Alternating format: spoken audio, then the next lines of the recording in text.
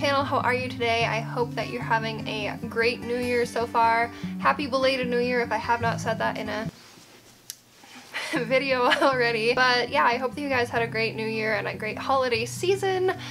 Today, I know it's kind of the middle of the month, but I figured it's not really exactly too late because 2018 is already over. So I wanted to do a best of 2018 favorites video type of deal.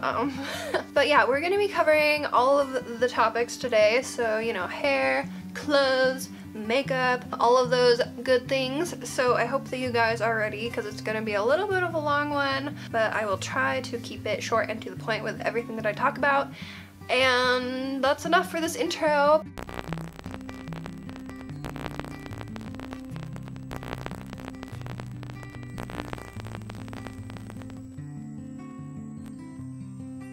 Okay, so we're gonna start off with the food category because we all know everybody loves food.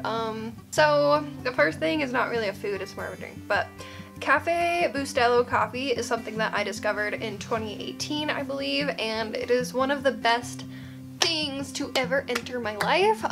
It's one of my favorite types of coffee. It is an espresso ground coffee, so it is going to be stronger than your regular bag of beans, as it were, but I really love it. I think the taste is just really delicious. You get a lot for what you pay for. I think it's like $5 for a little tin of it, but the tin goes a really long way because you don't need as much per cup of coffee, if that makes sense. So been loving that. This is not necessarily going to be like a healthy list, but whipped cream is really delicious, and specifically Starbucks whipped cream, I cannot get enough of that stuff. Like, it's, you know, like the vanilla in there, and just, I don't know, like the consistency is just so perfect. Like, I could eat cups of it, and that is disgusting, but it is the truth.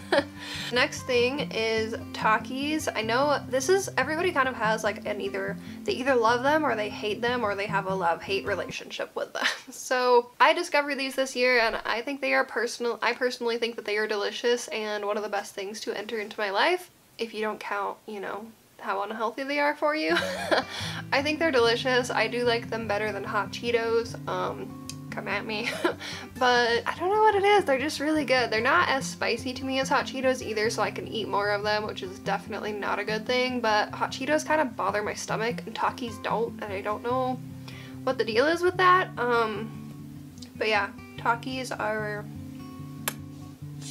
so good. And the last thing is another drink item, and it is just a London Fog. And if you don't know what that is, it's basically just hot water with a tea bag. Typically it's Earl Grey black tea, and then the rest of the cup is filled with steamed or hot milk, and it's super duper easy to make. I always add honey to mine. I think it just makes it taste better, but they're so good. It's like the perfect like comfort drink. It just makes you feel like warm inside and amazing, and they're just really good. And I don't have a whole lot else to talk about besides that. So yeah, London Fogs are delicious. I highly recommend you try one.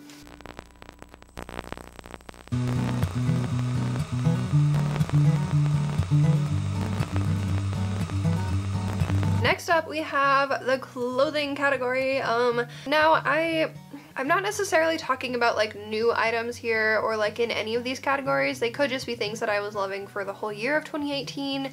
I don't specifically remember when I got each item, including items that are not just in the clothing category. But anyway, moving on. The first item in my clothing category is a brown leather jacket. And I actually got this at a thrift store because when my husband and I were doing motorcycle classes earlier this year in like the springtime, we needed some jackets for the class, and also just in general I wanted to have one for when I actually could ride my motorcycle. So I decided to go to a thrift store and just see what I could find, and I found the one that you're probably looking at right now. To be honest, I haven't really been riding very recently.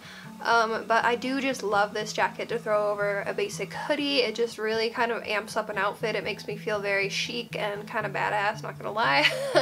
But yeah, it was like $20 at a thrift store, and it's really nice quality. I think I looked up the brand. I don't remember what the brand is, but It was really expensive, like it was a very expensive brand, so I was pretty happy to find it at a thrift store. And also when it comes to leather and things like that, I do like to try and shop secondhand for them, just because I don't really like supporting that company directly, but also knowing that it came from somebody else and that they got a good use out of it and then it's going to me just makes me feel a little better about purchasing that item. Next up we have some Nautica shoes. These are crazy old, mostly just because I wore them to work like almost every single day, and so they've definitely got their use. They're still really comfy, and I'm not gonna lie, I still wear them even though they're really beat up. But I just discovered the Nautica shoe brand in general this year, and I really like them. I found that you can buy them at Ross for like 20 bucks a pair, and they are way cheaper than, of course, if you bought them like wholesale or whatever you call it. I think they're just really comfy shoes, and they're really cute. They did last me a decent while considering I wore them very consistently, and I did buy a new pair more recently, but I thought I would just show you the journey that my old ones have been through. Yeah, they're really comfy shoes, and I like them and I appreciate them a lot. I really wish I had some water. Oh well. Next thing I got this year, clothing wise, were these sweatpants that just say Savage on them. I got these just because all of my old pajama pants were really getting worn down. I didn't really have any sweatpants. So I got these at Ross. Ross has become one of my favorite stores. Ross just has basically a lot of clothing that is pretty much brand new, as far as I know, for a lot more affordable pricing. So while you may not be able to find those items of clothing elsewhere in like on the online retailer's website, I don't know, it's just, you just get a better deal, okay? So yeah, I picked those up. They're a little oversized and they're super duper comfy, and they say Savage on them, and not much more to say except that I wear them all the time and they're heckin' comfy, okay? And then last in the clothing accessories kind of category, we have my glasses. These are Ray-Ban glasses. They are prescription. I found out earlier this year that I needed glasses. Well, I kind of like figured it out like a year or so ago. They are really smudgy.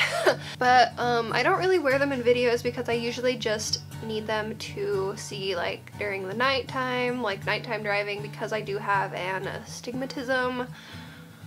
Love that. So it basically makes me a little bit more sensitive to light. So like cars' headlights and things like that look a lot more, have a lot more of like a star effect where they kind of like flare out more, but when I put on my glasses that is like minimized. So, and also it just helps me to see things a little farther away, like street signs and stuff, because my friend was noticing that I could not read street signs when they are like 30 feet in front of me. So yeah, I mostly just wear them for driving, but I do think they are cute and flattering, and I like to wear them, which is a good thing because I should like to wear my glasses.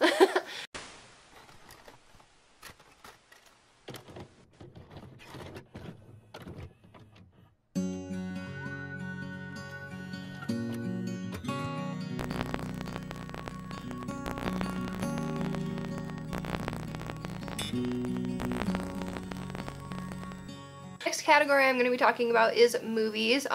These are not all movies. Actually, most of these did not come out in 2018.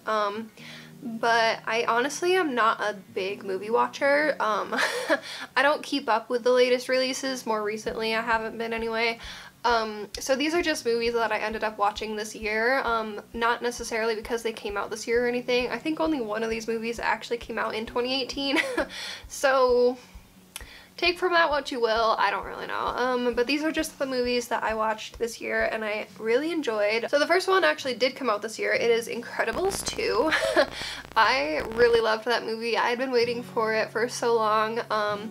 It was pretty much everything that I hoped it would be, honestly. Like, it was really amusing and entertaining, and honestly, like, I don't know, I think The Incredibles is just like such a wholesome family movie.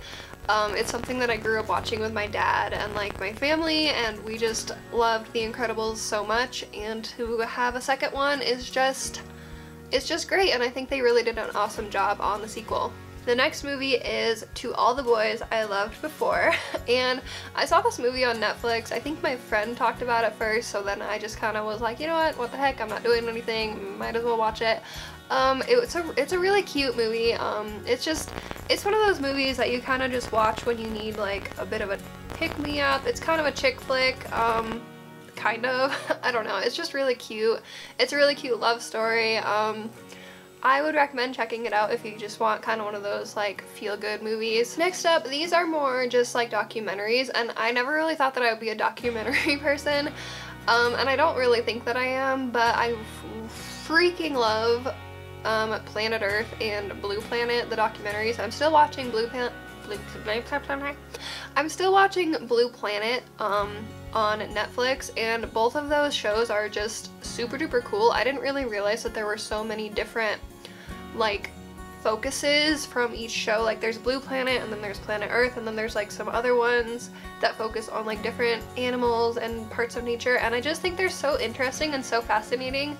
I love to put them on when I'm cleaning or in general, just like before bed. I think they're such good documentaries, and I think they're so neat to watch. I don't know, I just love learning different things about like nature and the ocean and like everything like that. I love it, and I think how they did this and put the shows and the films together in general, wow, I cannot talk. I think they just did a really good job of producing everything, and Sir David Attenborough is just, he has a very relaxing voice, and it's just wonderful to hear him talk, and I think that they picked a great person to do the narrating for these shows, so recommend it if you haven't checked them out already. I love them. I love them. Next movie, this is kind of a different one for me. I watched The Shining more recently, and for me, anybody that really knows me knows that I am definitely not a horror person whatsoever. Like, it's something that I just don't handle very well, but The Shining wasn't really like scary to me. It's just more of like how it kind of sticks in your head afterwards. So when I was a kid, like I would always go up into the mountains with my family, and we would see like the Stanley Hotel and things like that. We would always go up into the mountains, and like we would pass by the Stanley Hotel and everything, where the writer got the inspiration for the book. You know, being a kid, I was just like, oh, like whatever, and like my family would be like, ooh, like a horror movie was filmed there, it's all creepy, and I'm like, So anyway, but now being older, I recently went up there and like drove past the hotel and everything, and it was just, I don't know what it was, like it's crazy to me to think that like this person got the inspiration for that book while he was in that hotel. Like now that it just kind of like hits me after seeing the film of like, wow, like what was going through that guy's head, like while he was thinking about all of that, like while he was like, to give him the inspiration for that sort of thing is just kind of crazy to me. So going past the hotel, it kind of gives you like a weird little like, whoa, you know? I haven't actually been inside the hotel, but I definitely want to now. I think it would be really cool, so yeah, The Shining. Here's Johnny! The last movie I have to talk about is Coco. I just think that Disney did a great job with this production. It just was such a heartwarming, good film, and I highly recommend it if you haven't seen it. The songs in it are just so good and so heartwarming, and just the overall message behind the movie is such a sweet message, just to like really appreciate your loved ones, and especially, and still to like think about them once they're gone. Like I think that's a really special message that Disney did a really good job of portraying, and I love that movie so much. There's not much else that I have to say about it, but if you have not seen it, I highly recommend you watch it. It's such a good, heartwarming, good Disney film.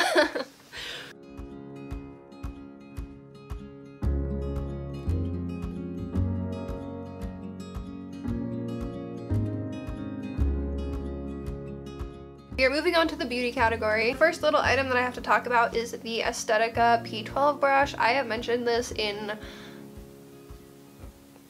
tons of different videos. I'm sure you guys are probably used to this by now, but it's just the perfect brush for like any kind of contouring or blush that you want to do. Like literally it works for both perfectly. It's got kind of like this chiseled, like not chiseled, but like kind of comes into a teensy bit of a point that just gets into your contour area and like your blush, your cheek area so nicely. And it just distributes the product super duper well. So I have been loving that. I use it basically every day. It's a great brush. Next up we have the Eyelure Exaggerate lashes, and these are the lashes that I'm wearing right now. These lashes I've pretty much worn throughout the whole year off and on. They're just ones that I can always go back to. They're only like $5. My only gripe with them is that if the little string part on the lashes gets even remotely like starts to lift up, it basically ruins the whole lash. So you have to be really careful when you're picking off the glue to not like accidentally lift up that little string, which only usually happens once they're like towards the very end of their lifespan, but I like to extend my lashes life for as long as possible. So aside from that, I think they're really pretty lashes. They really open up my eyes, they don't droop, and they just give a nice little amount of flair and prettiness to my face. So the two foundations that I think I loved the most this year would have to be the CoverGirl Vitalist Healthy Elixir Foundation and the Physicians Formula Healthy Foundation. They're both kind of similar in finish and consistency. They're both just pretty, they're both kind of like dewy or like satin-ish finishes, I would say. And I don't know what it is. I think I discovered this year that my skin just really likes more hydrating, dewy products on it, even if it does make my T-zone a little oily or whatever.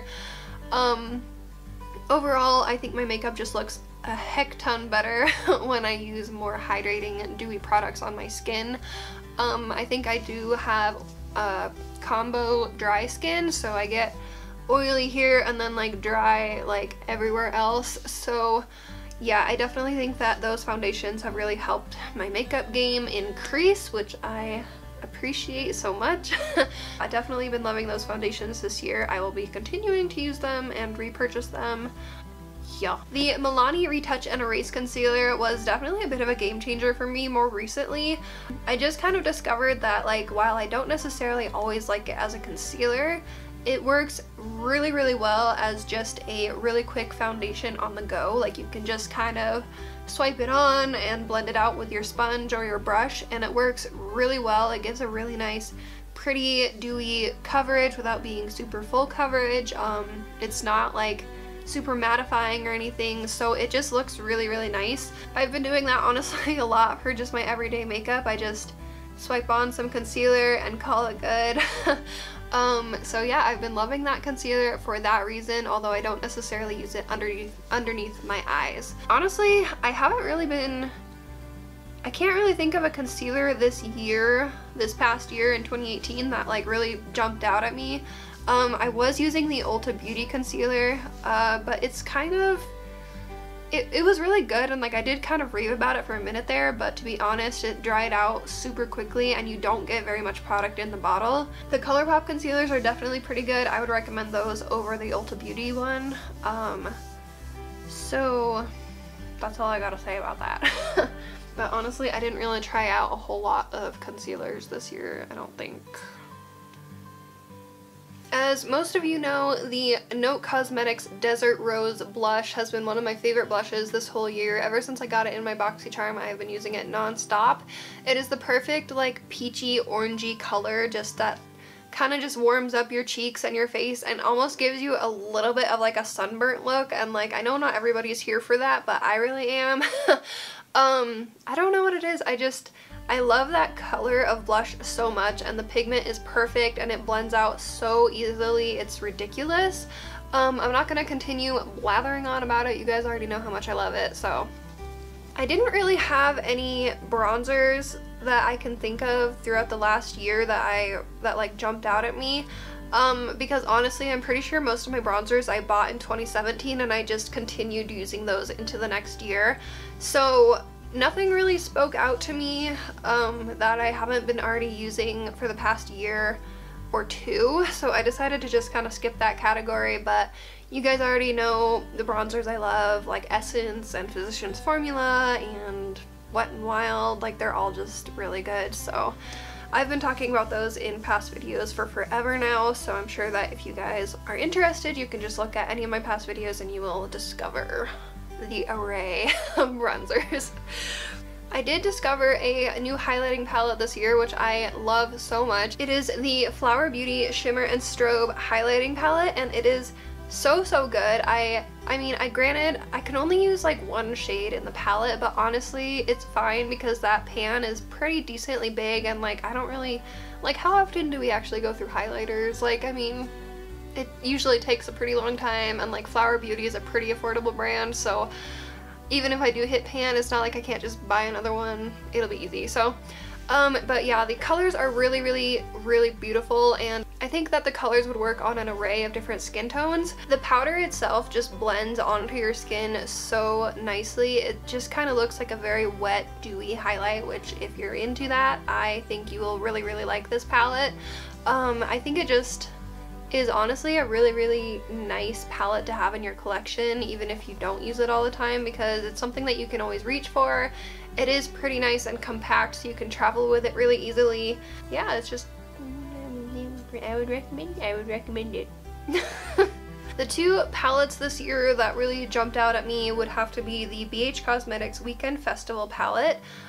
This one is just, I don't know how to explain it. It's just something that I didn't really expect to love as much as I do. I feel like I can really get a lot of different looks out of this palette. The shimmers are really nice, and the mattes just blend out really easily. It's something that I reach for a lot more often than I thought that I would, considering how crazy different the color story is in here. I do reach for it quite often because you can just kind of create any kind of look you want with it, really. Like, you can go dramatic, you can go really natural. It's definitely a palette that I would probably take traveling with me, to be honest, because I could just do anything that I want with it. And also it's really affordable, so I was really impressed with this palette this year, and I thought that it would be a good one to honor in this video. And then the second palette is the Alamar Reina del Caribe palette, and I don't know what it is, I just was super impressed with this palette. I think that the mattes and the shimmers are both, again, just like the BH palette, really beautiful. They are a different consistency, of course, but they are just as easily blendable and workable. The colors are absolutely stunning, and honestly, Alamar is a smaller cosmetic brand, and so I felt more inclined to talk about them in this video because I don't really hear a lot of people talking about it. So I really was impressed with this eyeshadow palette this year, and I can't wait to see what else they come out with. The eyeliner that I honestly probably used the most this year that I didn't really mention in a lot of videos, but I was using in a lot of videos, was the Jordana 12 Hour Made to Last Liquid Eyeliner Pencil. I don't know why it's called liquid, because it is an eyeliner pencil, so I don't know. I don't know why do brands do this, you know? But it does a really good eyeliner for tightlining your upper or lower waterline if you do that. Which is what I do pretty consistently. I tightline my upper waterline pretty much every day, and it goes on really creamy. It doesn't transfer to my bottom lid, which is really important to me in an eyeliner. So this one does not do that at all, which is amazing, and it's really creamy. It goes on super smooth. I've had mine, like, I have a really old one that still goes on just fine. All you have to do is sharpen it, so it's not like an eyeliner. For example, like the NYX Jumbo pencils, like you can't sharpen them, and then it's like you pay $6 or whatever, like $5 for this like nub of stick, and then like you use it down and then that's it. This is not like that. It's just a normal pencil, thank you very much, that you just sharpen, call it good, use it, and you're good to go.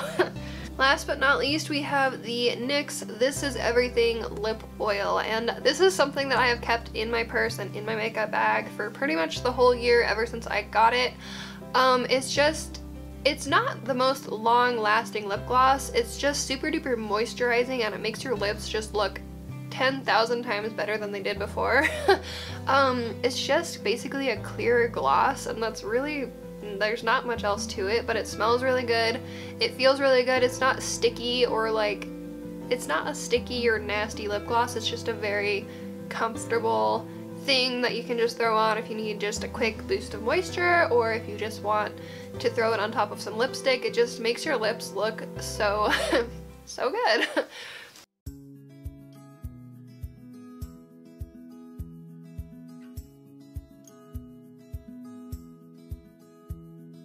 The last category we have here is skincare, and honestly, my skincare this year, I feel like 2018 was the year of just kind of simplifying down my skincare, so I don't really have a whole lot to talk about in this one. I kind of just stopped using everything that I was using before. I was using some pretty harsh acne cleansers from Neutrogena and things like that, and I just found that while they would work for like a week or two, they would end up just kind of irritating my skin after a bit, and then my skin would just kind of go back to like the way it was, except it would be more red and more inflamed. So I stopped using Neutrogena altogether, and I ended up just switching over to some really simple cleansers. The main one I used up was the Cetaphil Gentle Foaming Cleanser. It's really, that's pretty much all it is. It's just a really simple foaming cleanser. It doesn't strip your skin out of like any of its natural oils or anything. I never felt like my skin was super dry after using it, and I really loved that feeling because the more I used different cleansers, the more I realized how irritated or dried out feeling my skin felt, and I would literally like go insane if I couldn't put on moisturizer like right after. And that was not a very pleasant feeling. So I'm really happy that I ended up just kind of toning down on my crazy skincare adventure and kind of just went back to basics, and I think that my skin is a lot happier more recently for that. For spot treating, I did just use the Mario Badescu drying lotion. I've used this I think for about 2 years or so now. It's just really good for just drying out your pimples. Yeah. And then for moisturizer, the one that I can think of most recently that I used for the year was the Tea Trickle face cream. I've never heard anybody talk about this like ever, but you can get it at Walgreens and it's like $6, and it's really, really moisturizing. It's kind of like a Pond's cold cream consistency, but a little bit more of a moisturizer. I don't know if I'm explaining this at all correctly. But it's just really, really moisturizing. It didn't irritate my skin. I think it does have a little bit of a fragrance to it, but it's not irritating to me at all. And usually my skin does not react super well to fragranced products, depending on what they are. So anyway, yeah, I think that it was really moisturizing and really nice, and I used it, and I'll probably repurchase it. I'm not going to go into hair care for this video. My hair care hasn't really changed too much from my last video, which was forever ago though, so I'm thinking I will do an updated one. If you would like to see that, please let me know in the comments down below. But I hope that you enjoyed this video. Let me know what were some of your favorite things from the 2018 year that is now behind us, which is insane. I would love to know, but thank you so much for watching. Please subscribe to my channel. I would love to have you as part of our little fam. And leave a like if you enjoyed the video, and I will see you guys all in my next one. Bye. My lips feel so awful. Be sure to like and subscribe. Follow me on all of my other social media. Anyway. I got my notebook here. Wrote down everything that I needed to think of, so let's just get started. Such a weird sound. I liked it. Wow, I'm really off the charts today. Wow. Alright, the moment you have all been waiting for. We are... What is my hair doing? Hello? I'm having like an actual brain fart right now and I cannot focus. Okay,